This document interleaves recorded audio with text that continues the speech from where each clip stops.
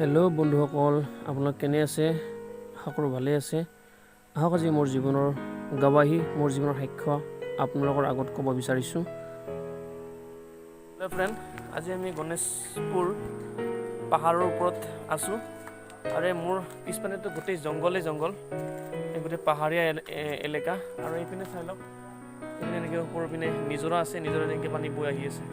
তো আজি আমি এটা আপোনাক ইণ্টাৰেষ্টিং বিষয় এটা দেখাম, য'ত মানে একদম হাতেৰে পানী তুলি আনিব পাৰে। আৰু সেইটো হৈছে এইটো, একবাৰ চাই লওক। আমি পানী ওলাইছোঁ এনেকৈ হাতেৰে পোৱা হয়, হাতেৰে পানী এনেকৈ উঠাই লৈ আনিব পাৰে। ইমান সুন্দৰ পানী চাই কিনে ইমান ভাল লাগিছে মানে। আহক আমি ভিডিঅ'টো আৰম্ভ কৰোঁ। আজিৰ পৰা মোটামুটি 25-30 বছৰ আগৰ কথা, যেতিয়া মই সৰু আছিলোঁ আৰু মোৰ জীৱনত বহু ধৰণৰ ঘটনা ঘটিল। যেনেকৈ ঘৰৰ অশান্তিৰ কাৰণে পঢ়াৰ যি লাইফ আছিলে গোটেই ধ্বংস হৈ গ'ল। আৰু তাৰ লগে লগে ঘৰৰ যি সা সম্পত্তি, মাটি বাৰী, ধন এইবিলাক আছিলে চববিলাক নষ্ট হৈ গ'ল আৰু আনে কাঢ়ি ল'লে। কিন্তু আমাৰ নিজৰ ঘৰৰ ফালৰ পৰাও বহুত কিছুমান অশান্তি আছিলে, যেনেকুৱা মা দেউতাৰ মাজত বহুত বেছি কাজিয়া, আৰু দেউতাই বহুত বেছি মদ খাই কিনে নিজৰ জীৱন ধ্বংস কৰি দিছে। কিন্তু আজিৰ এই সময়ত মই আপোনালোকৰ আগত এইটো কথাই ক'ব বিচাৰিছোঁ যে আজি ইমান বছৰৰ মূৰত এই 2020 চনত মোৰ জীৱনলৈ এটা বহুত ডাঙৰ ঘটনা হ'ল। লকডাউনৰ ভিতৰত যদিও বহুত মানুহৰ খাবৰ কাৰণে অভাৱ, পিন্ধিবৰ কাৰণে অভাৱ আৰু পইচাৰ নাটনি, কিন্তু সেই সময়তে ঈশ্বৰৰ ইচ্ছাৰে, ঈশ্বৰৰ পৰিকল্পনা অনুসাৰে মোৰ জীৱনত এডোখৰ মাটি দিছে। আৰু সেই মাটিখন এডোখৰ আপোনালোকে দেখা পাই আছে, এই গছ গছনিৰে ভৰা যি মাটি।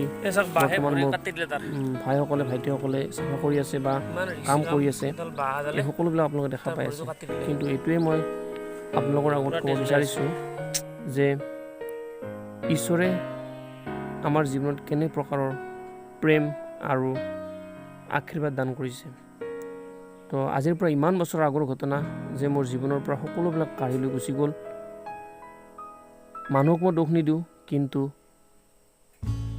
দুষ্ট আত্মা যি এই পৃথিৱীত বেয়া শক্তি আৰু ভাল শক্তি, ঈশ্বৰৰ শক্তি, আৰু বেয়া শক্তি দুষ্ট আত্মা চৈতানৰ শক্তি।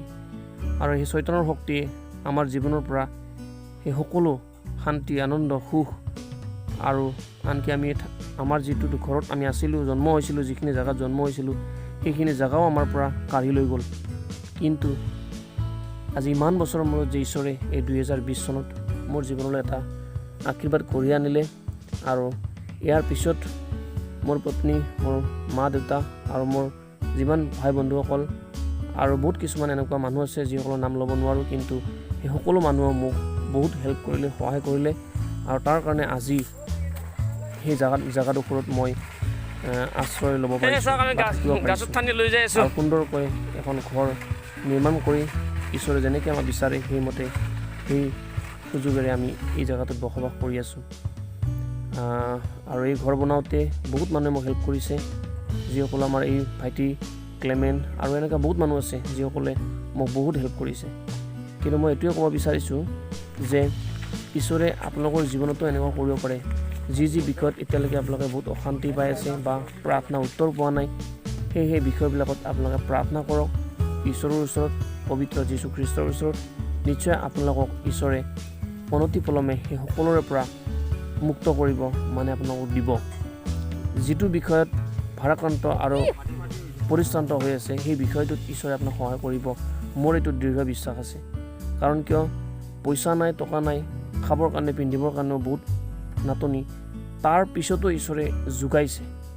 আৰু বহুত মানুহে ক'ব যে তই খ্ৰীষ্টান হৈছা, তই প্ৰভু যীশুৰ পিছত গৈছা, সেইকাৰণে তোক খ্ৰীষ্টান মানুহবিলাকে তোক পইচা দিছে। এনেকুৱা নহয় কেতিয়াও, আচলতে সেনেকুৱা কেতিয়াও নহয়। এইটো মানুহৰ ভুল থিংকিং আৰু ভুল ধাৰণা।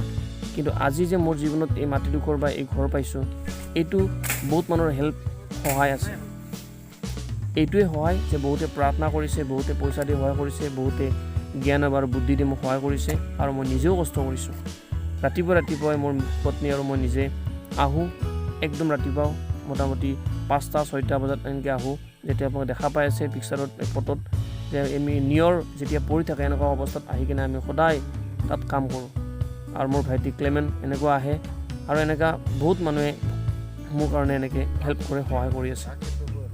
তো বহুতৰে প্ৰাৰ্থনাৰ যোগেৰে আজি এই ঘৰত থাকিবৰ কাৰণে পাইছোঁ।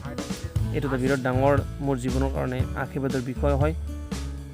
আৰু ঈশ্বৰৰ বাক্যত যেনেকৈ লিখা আছে, চোৰে কেৱল চোৰ, বধ আৰু বিনাশ কৰিবলৈ আহে, কিন্তু মই হ'লে এইকাৰণে আহিছোঁ যে তোমালোকে জীৱন পোৱা আৰু তাকেই যেন প্ৰচুৰকৈ পোৱা। যোহন 10:10 এনেকৈ লিখা আছে। তো সেইকাৰণে চোৰে কিন্তু চোৰ আৰু বধ আৰু বিনাশ কৰিবলৈ আহে। তো আমাৰ জীৱনৰ পৰা শান্তি, আনন্দ, সুখ আৰু সা সম্পত্তি যি আছিলে সকলোবিলাক কাঢ়ি লৈ গ'ল, কিন্তু ঈশ্বৰে আমাৰ জীৱনত আকৌ দুবাৰা ঘূৰাই দিছে।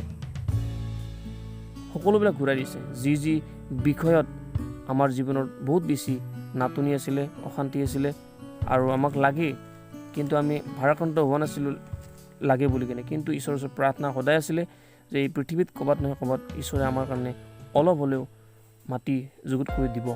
কিন্তু ঈশ্বৰে সঁচাকৈ আমাৰ জীৱনলৈ সেই সুখ আৰু সেই আশীৰ্বাদ কঢ়িয়াই আনিছে। তাৰ কাৰণে মই ঈশ্বৰক বহুত কোটি বাৰ ধন্যবাদ দিওঁ আৰু ধন্যবাদ দিছোঁ।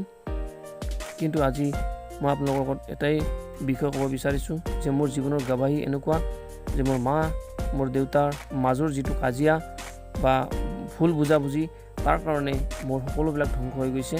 কিন্তু আজি দুবাৰা ঈশ্বৰে মোৰ জীৱনলৈ সেই সুখ, সেই আনন্দ কঢ়িয়াই আনিছে।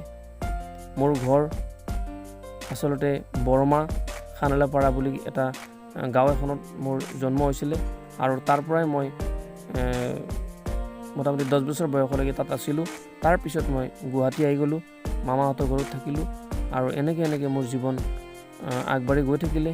কিন্তু মোৰ পঢ়া লাইফটো একেবাৰে বেয়া হৈ গ'ল। কিন্তু ঈশ্বৰৰ কৃপাত যিয়ে নহওক, আজি ঈশ্বৰৰ শান্তি, ঈশ্বৰৰ আনন্দ, ঈশ্বৰৰ প্ৰেমেৰে আজি এই জেগাটোত গুৱাহাটীত থাকি কিনে নিজৰ এখন ঘৰ কৰিব পাৰিছোঁ। এইটো মোৰ নিজৰ শক্তিৰ দ্বাৰা নহয়, আচলতে এইটো ঈশ্বৰৰ শক্তিৰ দ্বাৰা, ঈশ্বৰৰ পৰিকল্পনাৰ দ্বাৰা পাইছোঁ। সেইকাৰণে মোৰ জীৱনৰ এইটো এটা ডাঙৰ গৱাহী হয়। আৰু বহুত ধৰণৰ কিছুমান কাম কৰিছিলোঁ, কিন্তু ক'তো এনেকুৱা ছাকচেছ নাই। কিন্তু ঈশ্বৰৰ পৰিকল্পনা অনুসাৰে ঈশ্বৰৰ কাৰ্যত, ঈশ্বৰৰ পৰিচৰ্যাত, প্ৰভুৰ পৰিচৰ্যাত যে আগবঢ়াই আছে আৰু তাৰ লগে লগে পাৰ্ট টাইম কৰি কাম কৰিবৰ কাৰণে ঈশ্বৰে সুযোগ দিছে। সেইটো এটা বিৰাট ডাঙৰ কথা। আৰু এনেকৈ ঘৰ বনাই আছোঁ আৰু বহুত বেছি ডাঙৰ ঘৰ নহয় যদিও, বাঁহেৰে এনেকৈ টিং দি কিনে, তৰ্জা বেৰা দি কিনে এনেকৈ ঘৰ বনাইছোঁ। আৰু সেই ঘৰ বনাওঁতে বহুতে সহায় কৰিছে। আপোনালোকে দেখা পাইছে পিছফালত এনেকৈ ঘৰ। তো সেই ঘৰত বৰ্তমান ঈশ্বৰৰ কৃপাত থাকিবৰ কাৰণে আমাক ঈশ্বৰে সহায় কৰিছে। Hallelujah, praise the lord. আৰু মোৰ পত্নী আৰু মই এনেকৈ মাটি টানি আছোঁ, আপোনালোকে দেখা পাই আছে। তো এনেকৈ আমি আমাৰ জীৱন বৰ্তমান। হেল্ল' ফ্ৰেণ্ড, আমি বৰ্তমান এতিয়া এই ঘৰ বনাই আছোঁ ইয়াতে। আৰু বৰ্তমান ঘৰটো হ'লেই আপুনি দেখাব পাৰিছে, গোটেই ঘৰ ৰেডি হৈ আছে। ওপৰত টিং, বাকী তৰ্জা আৰু তলৰ এনেকৈ টিংবিলাক দিছোঁ এনেকৈ। আৰু এতিয়া মাটিবিলাক ঠিক ঠাক কৰি আছোঁ এনেকৈ। ধুমুচ মাৰি আছোঁ, তাতে ধুমুচ মাৰোঁতে ঘাম ওলাই গৈছে, এনেকুৱা ধুমুচ। আৰু আমাৰ লগত আছে আমাৰ ক্লেমেণ্ট। তাৰপিছত আপোনাক আৰু এটা বস্তু দেখাই আছোঁ। ইয়াতে কুঁৱা এটা আছে। মই লেট্ৰিনৰ গাঁটা খান্দিছিলোঁ, খান্দোতে ওলাই গ'ল পানী। ইয়াত আপোনাৰ চাওক,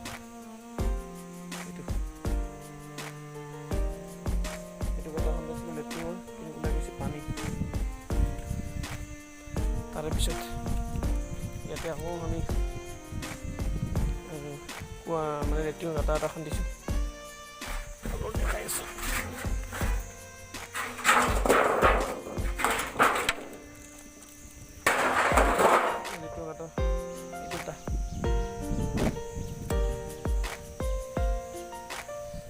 বাকী ইয়াতে লেট্ৰিন বাথৰুম হ'ব প্ৰথম। এই আৰু ঈশ্বৰৰ কৃপাত এনেকুৱা এটা মাটি পাইছোঁ, যিটো মাটি কেতিয়াও ভবা নাছিলোঁ যে এনেকৈ ল'ম বুলি। কিন্তু ঈশ্বৰৰ ইচ্ছা, ঈশ্বৰৰ এইটো কৃপা হয়, সেইকাৰণে পালোঁ। আপোনালোকে চাই লওক আৰু কমেণ্ট কৰি জনাব কেনেকুৱা লাগিছে আমাৰ এই ভিডিঅ'টো। চাই থাকক। থকা দিনত আৰু নতুন নতুন ভিডিঅ'বিলাক আপোনালোকে JMP পাঠক চেনেললৈ পাই থাকিব। এয়া আপোনালোকে দেখা পাই আছে ঘৰ বনোৱা হ'লেই মোটামুটি, আৰু এনেকৈ আমি ঘৰ বনাব ৰেডি কৰিছোঁ। আৰু লেট্ৰিন বৰ্তমান টেষ্টিং চলি আছে, এনেকুৱা যে লেট্ৰিনটো কেনেকৈ হ'ব কেনেকৈ নহ'ব। লেট্ৰিন গাঁত বেছি দোৱা নহয়, কিন্তু যিয়ে নহওক ঈশ্বৰৰ কৃপাত যি দিছে ঈশ্বৰৰ সেই ঈশ্বৰ ধন্যবাদ কৰিছোঁ। আৰু মই এটা কথা আপোনালোকৰ আগত আকৌ এটা কথা ক'ব কাৰণে বিচাৰোঁ, এই ইউটিউব চেনেলটো কোনো এনেকুৱা বিষয়ৰ কাৰণে বনোৱা হোৱা নাই, কিন্তু বিষয় মানে নিৰ্দিষ্ট কোনো বিষয় নহয়, কিন্তু এইটো কাৰণে বনোৱা হৈছে যাতে মোৰ জীৱনৰ গৱাহী, তাৰ লগতে প্ৰভু যীশুখ্ৰীষ্টৰ শুভবাৰ্তাৰ প্ৰচাৰ, আৰু তাৰ লগতে আমাৰ জীৱনৰ বহুত কিছুমান বিষয়বিলাক অৱগত কৰিবৰ কাৰণে আপোনালোকৰ আগত। তো সেইকাৰণে এই ঘৰ হৈ গ'ল, আপোনালোকে দেখা পাই আছে। আৰু বহুত কিছুমান কাম আছে, ইয়াতে কাম কৰিবলৈ বাকী আছে। তাৰপিছততো পিছৰ কামবিলাকতো পিছত হৈ থাকিব। তাৰ ৰাতি আমি মোটামুটি 9টা-10টা বজালৈকে আমি কাম কৰোঁ। মোৰ দেউতা আৰু মোৰ এই ভাইটি আৰু এটা আছে মৃণাল বুলি কোৱা নামৰ মৃণাল, মোৰ ভাইটি এওঁ আছিলে, মোৰ পত্নী, এনেকৈ আমি গোটেইবিলাক মিলি কিনে আমি এনেকৈ কাম কৰি গৈয়ে আছোঁ। তাৰপিছতে বৰ্তমান এতিয়া আমাৰ প্ৰাৰ্থনা চলি আছে, আৰাধনা প্ৰাৰ্থনা চলি আছে। যিদিনাখনে আমি ঘৰ লৈছিলোঁ, ঘৰ লোৱাৰ দিনাখনে এনেকৈ আমি আৰাধনা প্ৰাৰ্থনা কৰিছিলোঁ। শুনি আছে, আমি গান গাই আছোঁ। আমাৰ চাৰ্চৰ যিসকল মেম্বাৰ সকলোবিলাক আহিছে, আৰু পাষ্টাৰ জোচুৱা তেখেতে আহিছে, তেখেতে আমাৰ ঘৰৰ কাৰণে প্ৰাৰ্থনা কৰিছে। कितना अच्छा है वो, कितना धन्य है वो, यीशु ही मेरा जीवन का साथी। कितना अच्छा है वो, कितना धन्य है वो, यीशु ही मेरा जीवन का साथी।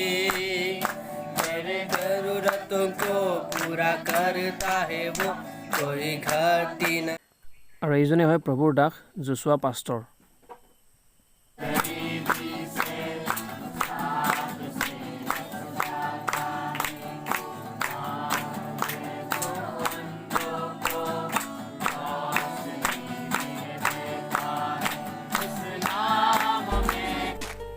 শেষত মই এটা কথা ক'ব বিচাৰিছোঁ, এই ভিডিঅ' চোৱা প্ৰত্যেকজনকে ঈশ্বৰৰ আশীৰ্বাদ কৰক, আৰু এই ভিডিঅ' চাই থকা সকলোকে বহুত বহুত ধন্যবাদ কৰিছোঁ। আৰু মোৰ গাঁৱৰ যদি কোনোবা ব্যক্তিয়ে চাই আছে, তেওঁলোকলৈকো বহুত বহুত ধন্যবাদ জনাইছোঁ। Praise the lord, hallelujah.